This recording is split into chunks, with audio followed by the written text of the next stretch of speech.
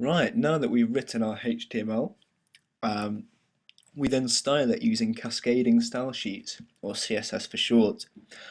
So we create a new CSS, put it in the CSS folder in our root file directory, and then, if you remember, we assigned many unique IDs to divs in the HTML files, and the reason we did that is so that we can target these in the CSS using the hashtag and then the name of whatever ID you gave your div in the HTML, and therefore we can then position it fully accurately in the CSS.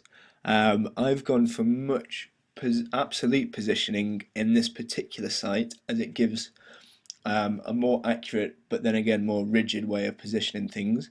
But from your original Photoshop file, which should have been designed using a grid system, you can use the ruler tool within Photoshop to find out the distance in pixels, or you can specify the distance to be displayed in pixels of how far each of your graphics are from their relative wrappers or div wrappers.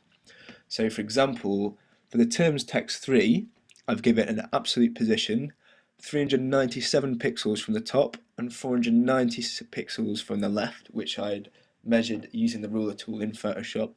You can also give it a width or height value.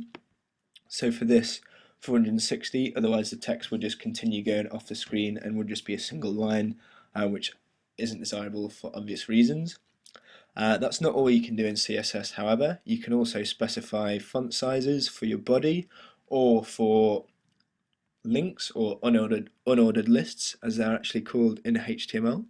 So for this unordered list, which we gave the ID of footer nav2, we can specify the list style type and text decoration to be none, which will remove the blue text color with the underlinedness and the bullet points, which gives us greater flexibility and personalizability for our links. So for the footer, I wanted them to be 8-point in terms of font size with white. And we can also specify the hover state. So for example, the list item of footer nav on its own will be white, but if the mouse hovers over it, which we specify with the a:hover, we can keep the list style type and text decoration none, keep the font size 8 if we want it to stay the same size, but we can actually change the colour to be whatever colour we want by entering a hexadecimal value, or we can go for the standard white, black, blue, red. But if you want a particular colour, I'd recommend entering it as a hexadecimal.